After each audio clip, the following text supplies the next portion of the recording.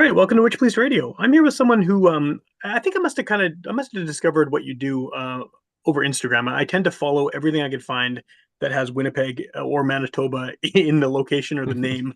And so I just click follow, and then don't really listen until later on when I have some more time. So you're one of those people that I think I followed and then later on actually checked out to see what it was.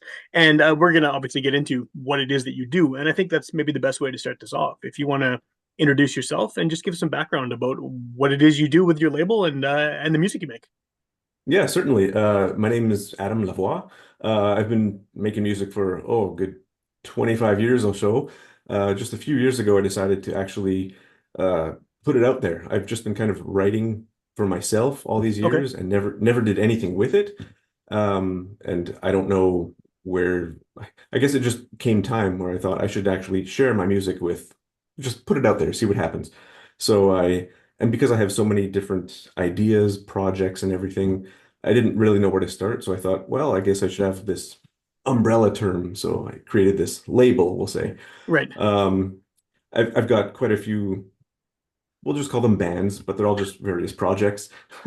Um, so I decided to have this umbrella term, like I said, just called Shattered Brain Orchestrations, which just kind of reflects all these different ideas I had. I had to encompass everything that I wanted to do in just one term that could fit everything, however, whatever I was doing. Sure. So yeah.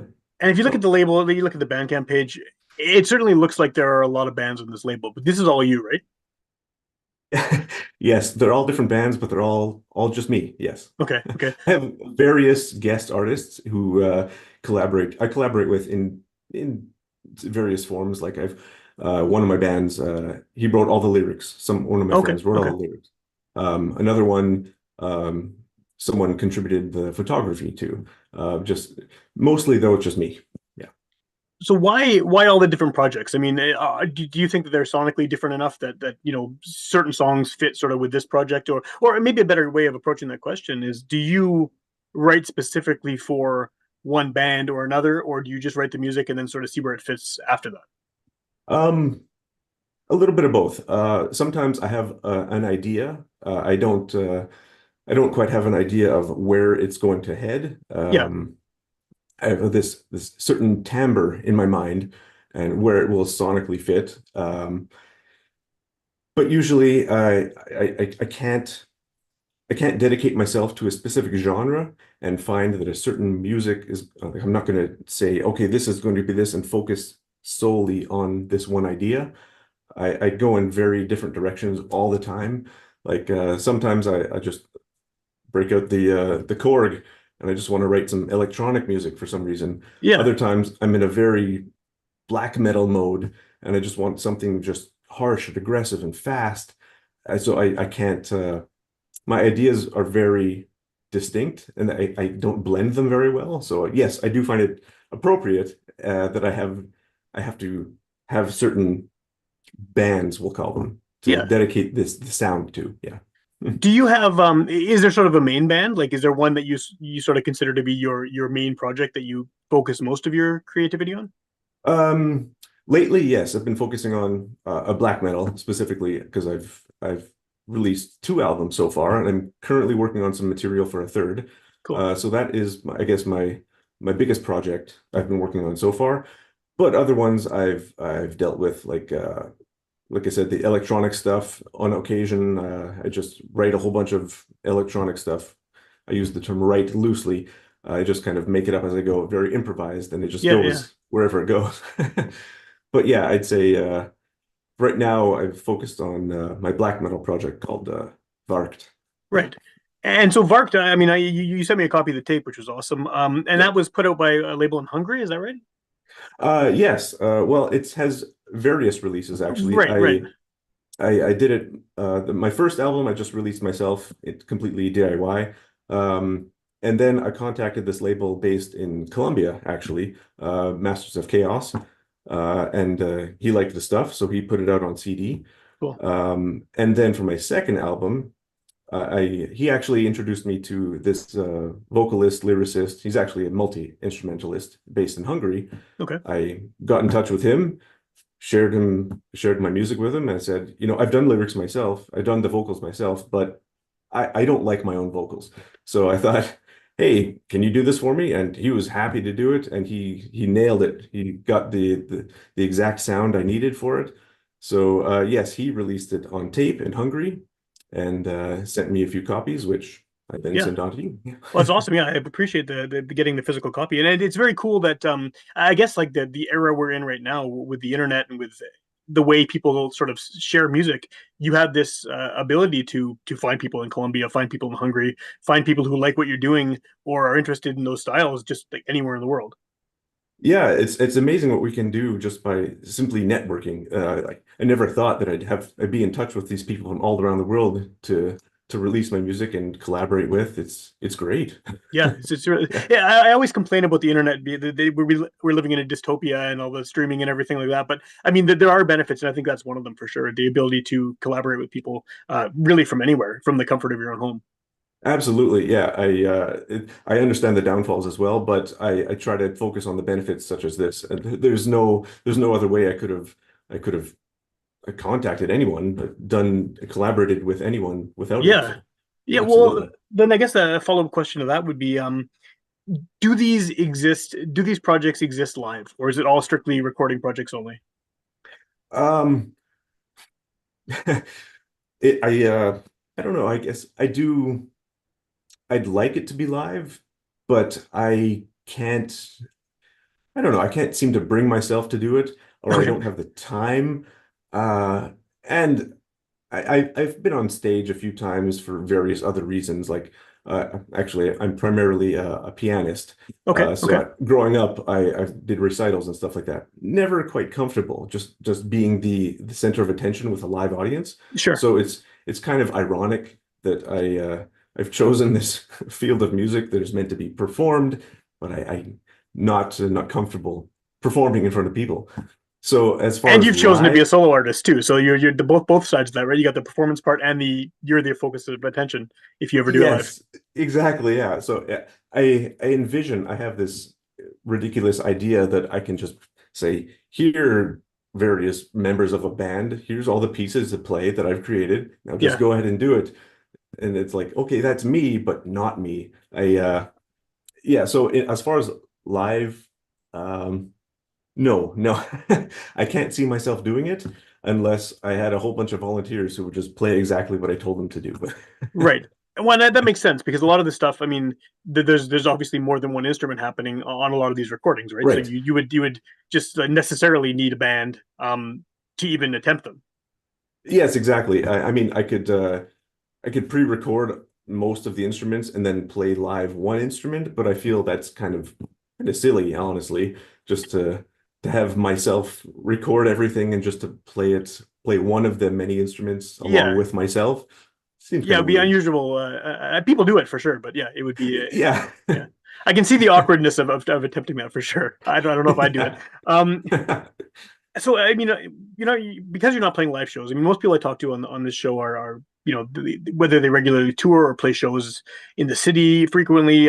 They're out there, and that's sort of the main way that, internet aside, that they're getting their music heard, and people are becoming fans of what they do. So you're obviously in a different position where you have to make your music heard. Obviously, some other ways. How has that experience been of just trying to sort of get it out there? Because I mean, again, with this whole dystopian internet thing, it's great that anyone can release music from the comfort of their own home, but everyone can release music, and so the amount of things you're competing with for ears is it's grown so much over even the past 10 years. So how have you found sort of your audience for this, or is that something still you're working on? Unfortunately, that is, well, A, yes, I'm still working on it, and B, I'm terrible at self-promotion. So, I started my label, it's been what, 6 years ago. Honestly, it's never been about um getting out there, really. It's for me, I don't want to say a lifestyle, but it's just a hobby. It's something that I have to do, like Yeah, just writing and playing music. Like I've got dozens and dozens of piano pieces that I've written and just filed away. I just do it. They've never been heard. like no one knows them. I keep writing, and it's just what I do. So when I guess when I started my label, I thought, oh, I'll just put my music out there, put it on the internet and see what happens. Just thinking like, oh, people will discover it. But I now realize that people don't discover music the way we used to. No, Like definitely not. No. I myself used to actively seek out music. Okay, like I know this band. Where did they get their influence? Yep. Who are they connected to? And I would like seek out. And now it just seems like, oh, the algorithm says you like Yeah. this, there, Yeah. and it just keeps feeding it. So I'm a little out of touch with that. I suppose I was rather naive, thinking, oh, people will find my music. It doesn't happen that way. So I I really don't know what I'm doing with it. I just keep doing it, put it out there, and see what happens. Yeah. Honestly. That's fair. I get what you're saying about the way people listen to it now too. Because I'm still definitely stuck in that old way. I don't use Spotify or any of the streaming services, and everything I have is on record or tape or CD. And I still do what you described, where I look at there's a song I like, I check the credits. It's a different songwriter. Who's that? What band are they in? Where who originally played this? And it's easier to dig now on the internet because you can just Google that person's name. But that's Yeah. still, I think, for a lot of people, I hope anyway, it's still a way to find new stuff. But you're right, it's not as common for sure. A lot of people just let the algorithm play their soundtrack forever without even looking at who the artist is. Yeah, exactly. I myself have a huge physical collection, and I just love liner notes, Me like too. to see everything, like where they got their influence, everything they come from. It's great. Yeah. I'll, Even the thank yous are often educational because you can see all these bands they're crediting, and it's like, well, they must be part of the same scene somehow. So then you look that one up, and yeah, they turn out to be great, and so on. Yeah, absolutely. I can't imagine how many bands I've discovered simply through thank yous and credits. Like totally. it's amazing. Yeah, yeah. So, you're describing a minute ago, you sort of have this compulsion to create this music, and you have all these piano pieces, and you're just sort of constantly churning out content. Do you record everything? Like when you're writing anything, do you have sort of an archive of stuff you've made demos of, or are sort of in progress working on, or is it all? I mean, I guess how much of an archive, how much of a vault do you have of stuff that just hasn't been released or hasn't been released yet? Well, as far as piano goes, I've been that's what I've been writing the longest. Okay, Because I started piano when I was, I don't know, maybe 8 or 9 years old, and this was a long time ago. So everything I've written is really pencil and paper, right. and that stuff has rarely been transferred to anything. Like I think I've used some program on my iPad where I just transferred it just to make it look nice, more Okay, okay, like you'd find in a book. So sure. it looks pretty. But otherwise, recorded, no, most of it has not been recorded. As far as all my bands are concerned, that is the complete opposite, I think. I don't write anything down. Most of it is strictly just made up as I go, all recorded. Yeah. Um, but nothing's written down. I guess that's pretty normal though, not to actually write things down just to play it. Yeah, well, I mean, it's Yeah. very different from writing piano music, right? Yeah, yeah.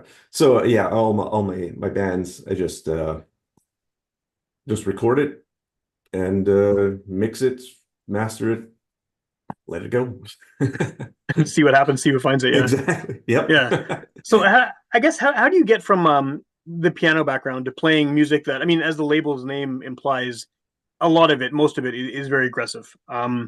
Piano music obviously can be played aggressively, but it's a different it's a different vibe than some of the, like, for example, the black metal stuff you're doing, right? So how did you get from being a piano player to an interest in this stuff, and actually starting to create this stuff? Let's see. Well, starting piano at a young age, I guess. Well, I was trained in the Right, right. Royal Conservatoire of Music. So I was always from a young age, I was classically trained like Chopin, Bach, all this stuff. Um, so that's just ingrained in me from a young age. But my parents also liked, like classic rock and rock music. So I was always around like I don't know, Led Zeppelin, Van Halen, Guns N' Sure. Roses. That was just, and I never really connected the two. Like, okay, listen to this music and I play this music. And they were like two different music worlds, I guess, growing up. And I don't know, I just somehow found my way to combine the two. Not that it hadn't been done before. Sure. Like there's plenty of bands who would like a lot of metal bands would incorporate orchestral elements. Yeah, definitely, And definitely. yeah, so I figured, well, I can do that too. I like both these things. Why not put them together?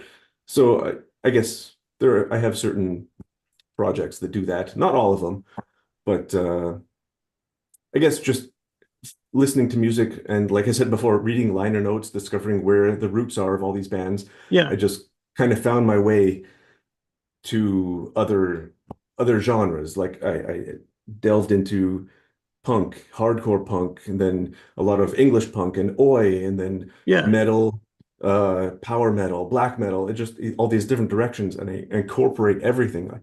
Like I think of I don't think of music appreciation as a evolution. It's always ever expanding to me. sure. Like I don't grow out of stuff. I constantly like I continuously like everything I've always liked. Yeah. I don't You ever build on it, stop right? liking things. You add to, Exactly. it grows on top of it. Yeah, yeah. Yeah. I feel the So same way.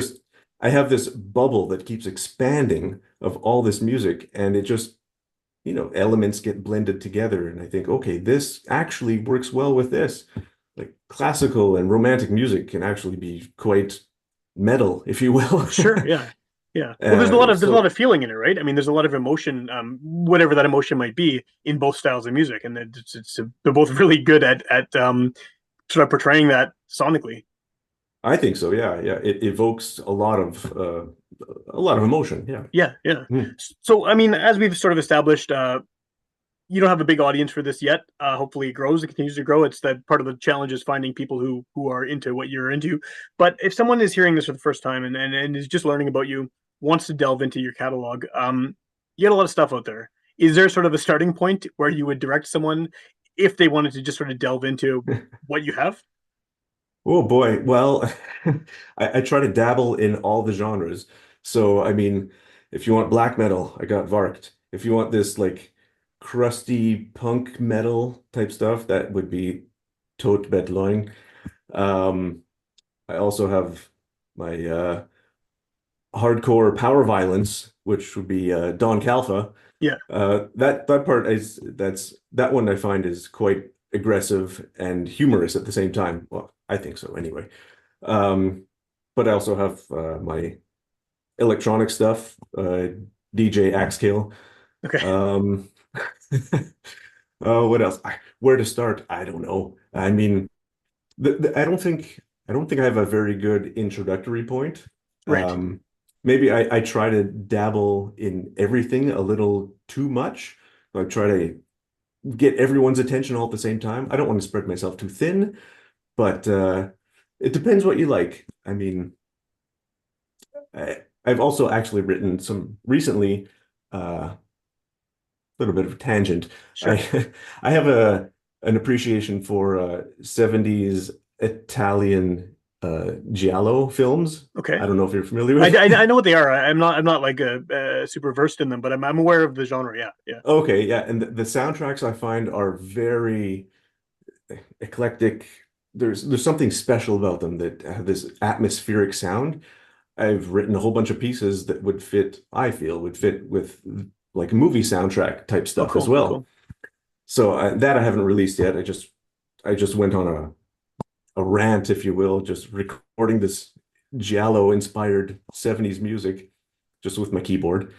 Um, But that stuff has a I think connection to it has a connection to metal too. I mean, in terms of subject matter and things like that, right? They're maybe sonically different, but you can see the connection between someone who's into metal is probably into those films as well, or maybe they are. And then black I metal think has a lot of orchestral sort of atmospheric parts in the middle of songs often as well. So that also would sort of fit.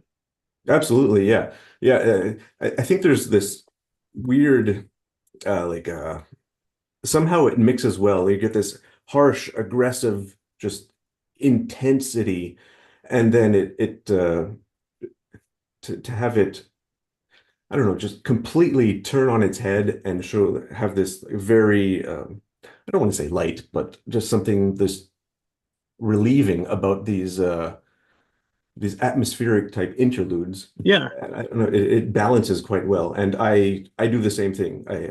I know plenty of artists do it, but I find myself I do it as well. It just somehow fits. It's a relieving part just to build more intensity. totally. Yeah, it gives you a break almost from the just you don't want to be constantly hammered with the intensity, and you get sort of this pause, and then you know something's coming, right? And yeah, Yeah, yeah, exactly. It helps build that intensity. Just okay, I want it more. I want it back now. And yeah, yeah, totally, totally. yeah.